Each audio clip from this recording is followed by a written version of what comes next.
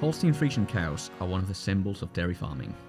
Nearly 75% of dairy cows worldwide belong to this breed. However, many Holstein farmers who used to select traits to boost production now struggle with herd health, fertility, and cows too large to be efficient. So how can dairy farmers effectively balance health, fertility, and longevity with milk production? And what can you do to make your Holstein herd more profitable and efficient? To take a deep dive into the breed and get management tips for healthier, more fertile Holstein cows, we invited a dairy farmer and a breeding expert to share their experience and knowledge on all things Holstein cattle. Leo Hansen, dairy manager at Härjanurme Mõis in Estonia, and Hanna Driscoll, product manager for VikingHolstein at VikingGenetics. This is the BreedCast, produced by VikingGenetics. I'm your host, Tomas de la Rosa. Hello and welcome, Leo, Hanna. Thanks for joining us today. Thank you. Leo, you've come fairly far, shall we say, all the way from Estonia here. You moved there in 2015, but yes. Before that you worked with dairy farming here in Denmark. Tell us a little about your experience. What's so different between farming in Denmark and Estonia? Yes, one of the big things difference is the climate. As the winter there can be down to minus close to 30, and this summer we have plus 34. So it's a very big difference, and it's also a bit challenged sometimes. What about the milk pricing, for instance? How is it different there? If we see it the last 6-7 years, then it has been 3 cents lower than Denmark. But the last year it has been different. And we see also in Estonia today that the farmers between, they can be different on 10 cents per kilo milk. And that is actually a huge difference. Now, with Holsteins being the grand part of dairy farming, what are some of the most pressing challenges that dairy farmers are seeing today? If I can start with you, Hanna. Yeah, I would say that many farmers in general has challenges with the economy from time to time, with fluctuating milk prices and high costs for example feed and energy and so on. And also you mentioned it, Leo, with the weather. Could be something that also is a challenge with both drought and rain, and to be able to get to harvest good feed for your cows for the full winter, for example. Leo, what are some of the most pressing challenges that that dairy farmers face today? The biggest challenge we see today, it is for sure the economic part to make the animals healthy and economic. Maybe not only give a lot of milk, but to keep the cost down and very efficient. The size of the cow play a role in that, because we hear from some countries that farmers want smaller, more moderate framed size Holstein cows. Are medium-sized Holsteins a better choice? Yes, it is, and also what I see in Estonian, that we have been the Estonian have been breeding after the more American bulls or cows, that they get too big and of course they give a lot of milk, but they are like missing all what you cannot see, and a big cow can also be too big, so a little bit smaller and a little bit more efficient cow. Hanna? A medium-sized or a moderate-sized Holstein can produce as much milk as a larger Holstein, but they require less feed for maintenance. So in the long run, they are a little bit more profitable because you have to feed them less, but you get the same amount of milk. Efficiency is a large part of the conversation that we have here in VikingGenetics. But obviously, with the growing population worldwide, higher milk and solids production, it's probably the most sought after trait, and it's why Holstein cows stand out. It's the trait that made them so universally loved. What is it that makes VikingHolstein's production more efficient? In our VikingHolsteins, they produce milk with high levels of solids, over 4% fat and 3.5% protein. So they are capable of producing both a big volume of milk, but with high content as well. It is more efficient for the cow to produce high levels of content in the milk, because it doesn't require as much energy as producing the fluid part and the lactose in the milk. So that's efficient for the cow. Your experiences, Leo? Yes, it's a bit the same, but also to make a healthy cow, because the healthier the cow is, the less lost is there on the milk, basically. As you highlight, there is the trade-off between high production and a negative impact on health, and of course fertility. How can some farmers navigate this challenge? We have in the Nordic breeding goal, we have taken that into account. So we have a lot of focus on the health traits, but at the same time, very high focus on the production traits as well, of course. And that means that the breeding goal is a balanced goal, meaning that you can make progress in both health and production at the same time, just to even out, so we don't get these negative correlations, because it is necessary for a cow to be healthy and produce a lot of milk to be profitable in the end.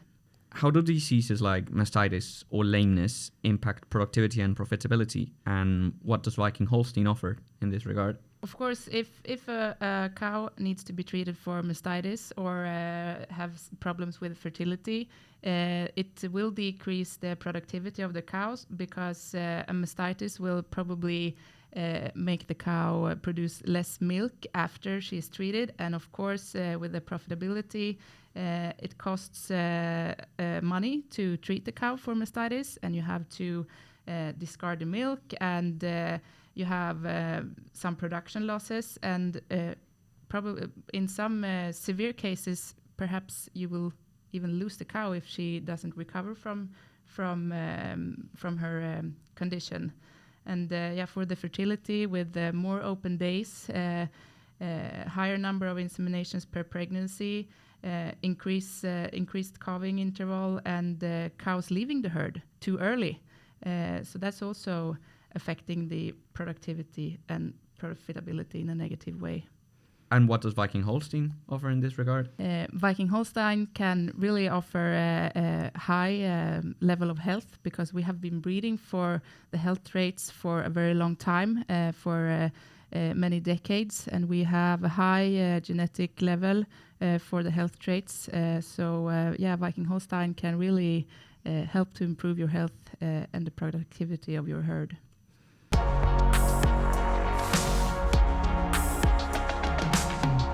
We've heard about what makes Holstein cows a staple in the dairy industry. Now, I'd like to tap into your experience in dairy farming, Leo, to give some tips and tricks to our listeners on how they can make the dairy herds more efficient and profitable. Just to give our listeners an idea of the progress that Leo has achieved, when you joined the farm in 2015, the milk yield was approximately 8,900 liters annually, and today it stands at 12,600. Can you tell us how you achieved that? It's an impressive improvement. Yes, but somehow it's simple. It's the feeding and the breeding is the main things we have been changing. To be sure, from the beginning, earlier they have used a lot of different expensive stuff in the feeding ration, but maybe it was not the most efficient things. So we, in 15, changed it totally and make it simple and make what we know is working. And then we also since have a big focus on the breeding, especially on the health, because that was the biggest issue. And special hoof health was a big issue. So that was a big focus area. And of course, also to make more welfare for the cows by the time. And the last is that we are making a new milk center. So with the rotary, it's quiet and teach our workers to be quiet around the cows when they are moving them. And all that together do that we quiet move up in the milk yield and are where we are today. What about the breed mix? How did it look like when you started? Yeah, but when I started, they crossbreed half of the herd, and the second half was Holstein. But they were breeding a bit after the price on the semen instead of what they got. So we have basically changed, and as we got a big focus on the health traits, and then we today are breeding on the pure Holstein with sex semen. Around 20% of our cows get sex semen and our young stuff, and the rest is getting beef semen, and that is moving also to a healthier herd. From a welfare perspective, what are some things that you're doing that you believe are contributing to making the cows happier and healthier? Yeah, but the most important thing is that the people who is working around the cows are quiet, and when we are moving them, it's quiet and calm, so less stress, and especially around the calving time, there we have made some changes and make more space for the cows to make more welfare. What about the infrastructure on the farm? It's also important that the less we can make the cows walk around, the better it is. But that is a place where we still have some challenge and are working on. So you mentioned that you're incorporating a rotary into the farm. What was the system before that? It was a old side-by-side milk piler, and basically that was too small for the animals, and the waiting area was too small, and they were waiting too long time. So all that together make it like better for the cow in the new system. It's what I like with the rotary. It is so quiet and for the workers and for the cows, but actually it's going fast. And to summarize, is there any key advice that you would give to dairy farmers looking to improve their herd? Yeah, but in my opinion, it's easy to breed what you can see. It's more difficult to breed what you can't see. So by that I mean that it's easy to make a nice cow who can give a big amount of milk, but it's difficult to make a healthy cow with high percentage in the milk. Anything that stands out from these amazing insights from Leo? Yeah, I really like what you said in the beginning. It's breeding and feeding. And that's what it's all about, basically. A combination of good quality genetics and high level for example, health traits, and then in combination with good management and no stress around the cows. And then you will have happy cows that will produce for many years. And what about the breeding strategy? What can farmers do to ensure optimal fertility, good breeding, and easy calvings? Of course, to breed for it and choose bulls that are high in these traits that you want to improve. And as Leo already he's using a lot of sexed semen, and which helps to improve the best part of the herd, and a lot of beef semen, which creates another value from the good cows that are not as good. So that's a really good breeding strategy to move forward and make high genetic progress. Anything to add to that, Leo? No, I basically agree, and the important thing is to focus on what your problem is, but do not forget all the other things. Do not only focus on one, but that one you are missing a bit on your herd. add a bit more on that compared to the rest. And our listeners out there can also have a more profitable, trouble-free dairy herd with world-class Nordic genetics. To discover what VikingGenetics breeding bulls are available, please visit vikinggenetics.com and browse our selection of Holstein, Jersey, Red and Beef bulls.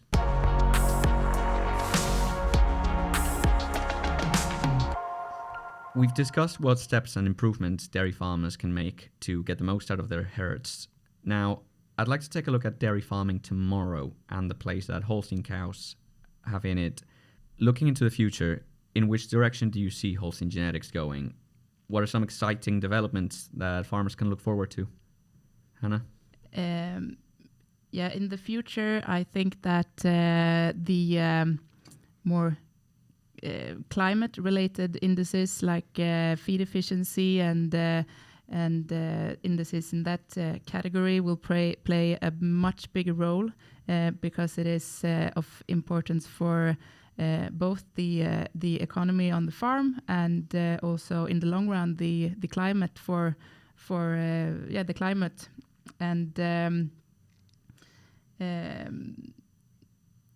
it's the safe feed index is still under development, but when we get higher reliability, we will be able to have higher genetic progress and more profitable and climate-friendly cows. So that's really something that farmers can look forward to in the future. Yes, and for us as a farmer, it's interesting to see how much we can move that direction by the breeding, because we know that we need to move, be more climate friendly by the feeding and by the breeding. So it's interesting to see the future, which direction it's going. With the growing need for more food because of growing populations, how can Holstein farmers balance the needs for larger, high-producing, efficient herds with the demands from consumers for better animal welfare and sustainability? Yes, one thing we can do as a farmer, it is, example, use beef semen on the cows. Breed on the good cows who are more efficient, maybe live longer and get a longer lifetime on your herd. Yeah, as you say, it is the dairy business is a dual-purpose business, producing both milk that can be converted to other dairy products and meat from the beef semen part, for example. So it is efficient in that way with a dual-purpose production. Feed efficiency, as you were saying, has become a very big part of the discussion involving dairy cows for both dairy farmers and consumers. How do Viking Holsteins perform in feed efficiency, and what are some of the implications that farmers should look out for when breeding for feed efficiency? Yeah, but that is a thing we are working a lot on, and also nice with the index on the feed efficient, because it makes us able to choose bulls who are more efficient, and for us as a farmer, that is money. That is simple. And if our listeners out there want to learn more about emissions and other regulations farmers are having to navigate through at the moment, we have an episode of the BreedCast on the subject featuring a Dutch cattle farmer, which I think you should listen to. Now, wrapping up the discussion, as we've been saying all along, Holstein cows, they are the symbol of the dairy industry. Will that still be the case in 30 years' time, let's say in the year 2050? I think so. And it is because I think it is because of their high production, and we have also already mentioned that high production of milk, and they can also produce beef from a Holstein herd. And as you mentioned earlier, we have an increased, we will have an increased population on planet Earth. So I think Holsteins will be the dominant dairy breed in the future as well. Yes, I believe the same. And also as the Holstein is such a big population that it's easier to move faster on the Holstein compared to some other breed who is smaller. especially on those traits here we have been talking about today, the health and efficiency. Do you have any final thoughts or messages for our dairy farmer listeners out there who are keen on getting the most out of their herd's potential? Yeah, I would say again, good management and a good environment for the cow, and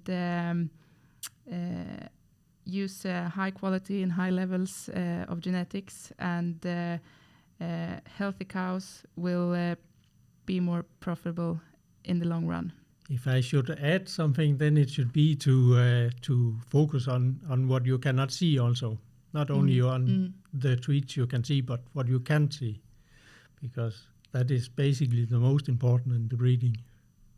Leo, you speak a lot about breeding for the things that you can't see. How does that work in the world of genomics? That is the number we can see on the genomics. But we cannot see it on the cow's physical.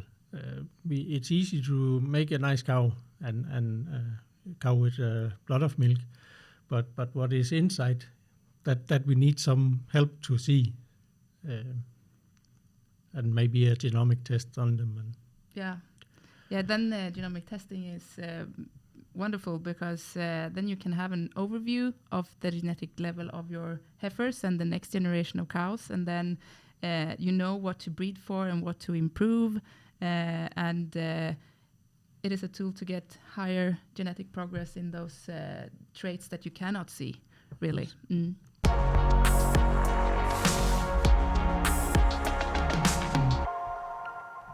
Thanks for joining us on the BreedCast today. We've examined the Holstein breed and why it's so dominant in the dairy industry. We also discussed management tips to help farmers make their herds more efficient and profitable. If you want to learn more about VikingGenetics, our dairy and beef breeds, get tips and tricks from breeding and management, and much more, please visit our website, VikingGenetics.com. A huge thanks to Leo Hansen and Hanna Driscoll for sharing their insights. A shout out to all of you out there for listening. If you have an idea for a topic in the world of dairy farming or cattle breeding you would like us to focus on, please visit BreedCast.com or message us on Facebook or Instagram. You've been listening to the BreedCast, innovative breeding in your ears. I'm your host, Tomas de la Rosa. Please join me in the next episode as we continue diving into the world of dairy farming and cattle breeding.